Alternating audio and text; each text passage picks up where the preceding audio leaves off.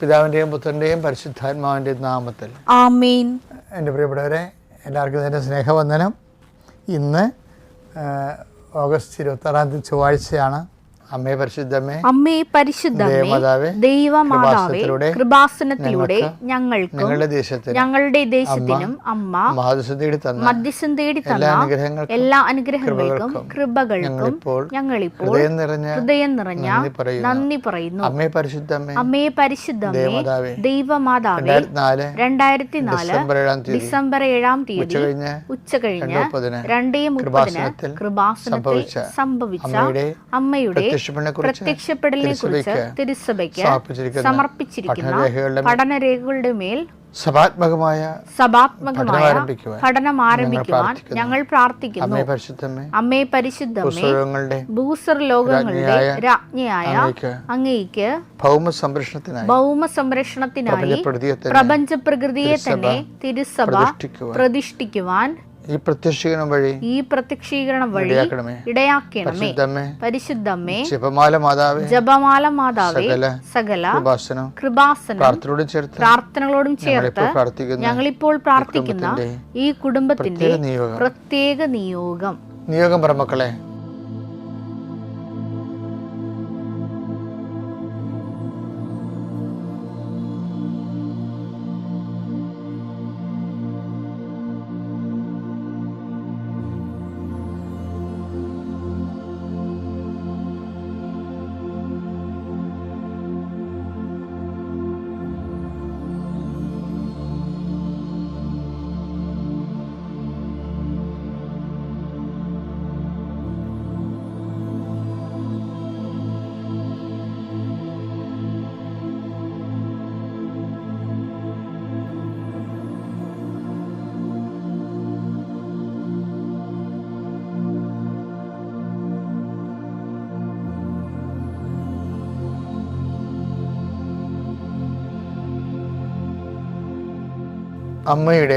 അമ്മയുടെ പ്രത്യക്ഷീകരണത്തിന്റെ ഈ അനുഗ്രഹവേളയിൽ ഞങ്ങൾക്ക് സാധിച്ചു തരുവാൻ കനിയണമേ.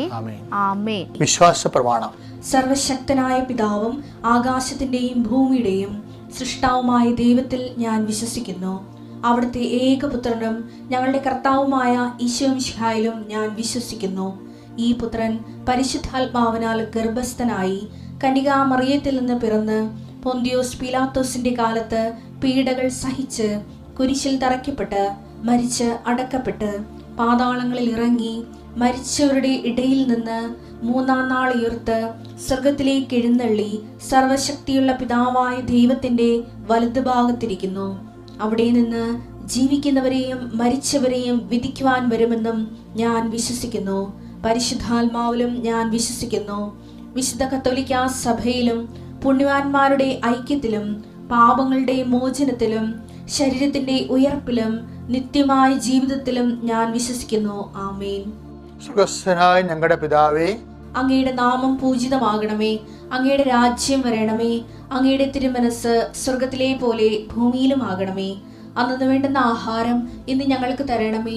ഞങ്ങളോട് തെറ്റ് ചെയ്യുന്നവരോട് ഞങ്ങൾ ക്ഷമിക്കുന്നത് പോലെ ഞങ്ങളുടെ തെറ്റുകൾ ഞങ്ങളോടും ക്ഷമിക്കണമേ. ഞങ്ങളെ പ്രലോഭനത്തിൽ ഉൾപ്പെടുത്തരുതേ, തിന്മയിൽ ഞങ്ങൾ രക്ഷിക്കണമേ. ആമേൻ. നന്മ നിറഞ്ഞ മറിയമേ, സ്വസ്തി. കർത്താവ് അങ്ങയുടെ കൂടെ സ്ത്രീകളിൽ അങ്ങ് അനുഗ്രഹിക്കപ്പെട്ടവളാകുന്നു. അങ്ങയുടെ ഉദരത്തിൻ ഫലമായി ഈശോ അനുഗ്രഹിക്കപ്പെട്ടവനാകുന്നു.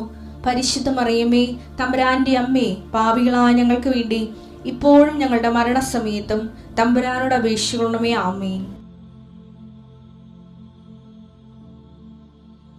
കർത്താവിൻ്റെ ഉന്നതമായ നാമത്തെ സ്വസ്ഥം ചെയ്യുന്ന കർത്താവേ, അടുത്തടുത്ത് പല പല രോഗങ്ങളുണ്ടായിട്ടുള്ളവർ, ആശുപത്രി അഡ്മിറ്റ് ചെയ്തവർ, തിരിച്ചു വന്നിട്ടുള്ളത് എന്തിനും പഴയതുപോലെ ആരോഗ്യം വരാത്തവർ, പല പല വിഷയങ്ങൾ കൊണ്ട് കർത്താവെ ജീവിതം ഭാരപ്പെട്ടിരിക്കുന്നവർ, ദൈവം എങ്ങനെയെങ്കിലും അത്ഭുതം ഞങ്ങളുടെ ജീവിതത്തിൽ നടത്തിയില്ലെങ്കിൽ ഞങ്ങൾക്ക് ജീവിക്കാൻ പറ്റത്തില്ല, ഒരടി മുന്നോട്ട് പോകത്തില്ലെന്ന് വിചാരിച്ചുകൊണ്ട് വേദനിച്ച ഞങ്ങളുടെ തിരുസന്നിധിയിൽ ദൈന്യതയോടെ ദാസ യജമാൻ്റെ കണ്ണുകൾക്കെന്ന പോലെ ദാസി സ്വാമിനിയുടെ കണ്ണുകൾക്കെന്ന പോലെ നോക്കുന്ന പോലെ ആദ്യമായ നോട്ടത്തിൽ കർത്താവെ അങ്ങ് അവരെ സാന്ത്വനപ്പെടുത്തുവാൻ പ്രാർത്ഥിക്കുന്നു.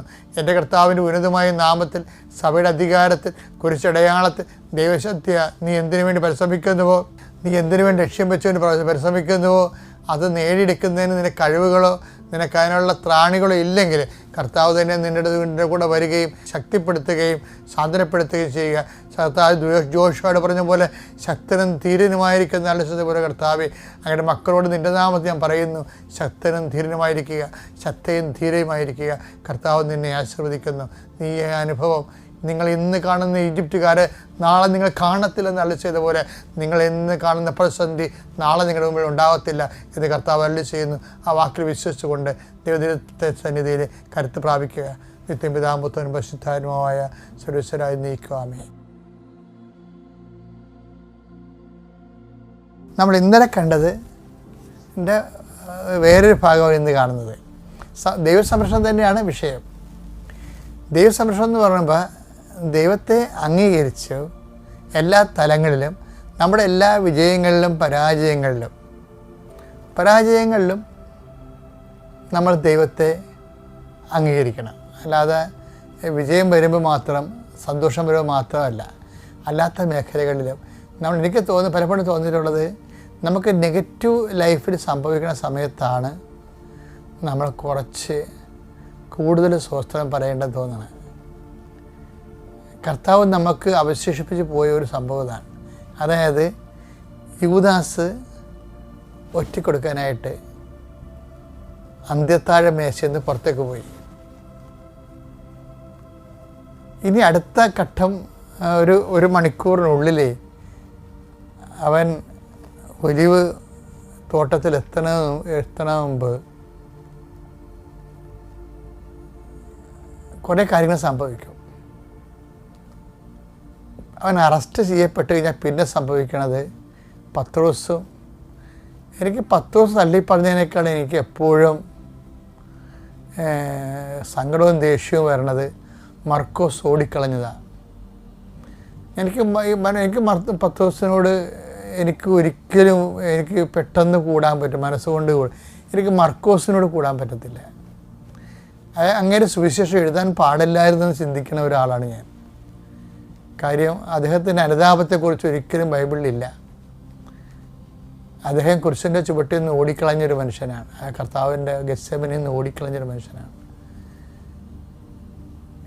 അങ്ങേരും സുവിശേഷം എഴുതിയിട്ടുണ്ട്. എന്ന് വെച്ചാൽ ഇങ്ങനെയുള്ളവരെയും കർത്താവിൻ്റെ ഒരു ഉന്നതമായ മാനസികാവസ്ഥയാണ്. ഇങ്ങനെയുള്ളവരെയും കർത്താവ് ചേർത്ത് നിർത്തുന്ന ഒരു കാലത്ത് തന്നെ ഇട്ടച്ച് ഓടിക്കളഞ്ഞ ആളെ തന്നെയാണ് സുവിശേഷം എഴുതാൻ വേണ്ടി കർത്താവ് ചേർത്ത് നിർത്തുന്നത്. അത് കർത്താവിൻ്റെ ഒരു വല്ലാത്ത ഒരു ദൈവികമായ ഒരു മനസ്സാണ്. നിങ്ങൾ ദൈവത്തെ വളരാൻ ഉദ്ദേശിക്കുന്നുണ്ടെങ്കിൽ ക്രിസ്തുവിൽ വളരാനാണ് എപ്പോഴും ദൈവത്തെ വളരാൻ്റെ മാനദണ്ഡം എന്ന് പറയുന്നത്.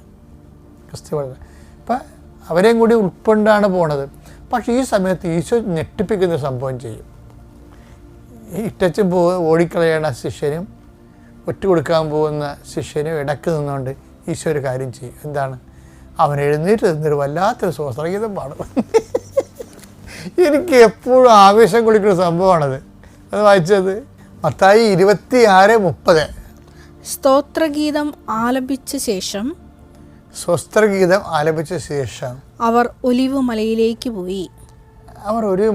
പോയി. അപ്പം നിങ്ങൾ പറയും അത് ബൈബിൾ പണ്ഡിതന്മാർ പറയും അത് കൾട്ടിക്കാണ്, അതിൻ്റെ ടൈം ടേബിൾ അതിൻ്റെ ഘടനാപ്രകാരമുള്ളതാണ് പെസഹ കഴിയുമ്പോൾ സ്വസ്ത്രഗീതം വന്ന്. പക്ഷേ നല്ല ടെൻഷൻ പിടിക്കണ ആ സമയത്ത് ആ സ്വസ്ത്രഗീതം പാടിയില്ലെങ്കിലും ചിലപ്പോൾ ആൾക്കാർ എന്നിട്ട് പോയെന്ന് വരും. അപ്പോൾ എത്ര ടെൻഷനാണെങ്കിലും ഇനി വരാൻ പോകുന്ന മണിക്കൂറുകളൊക്കെ എരുതിയിൽ നിന്ന് വറച്ചട്ടിലോട്ട് പോകുന്നതാണെങ്കിലും കർത്താവ് സ്വസ്ത്രഗീതം പാടും. ഒരിക്കലും നമുക്ക് ഒരു ക്രിസ്തുവിൻ്റെ മുമ്പിൽ ഒരു ജന്മം മുട്ടേ നിന്നാലും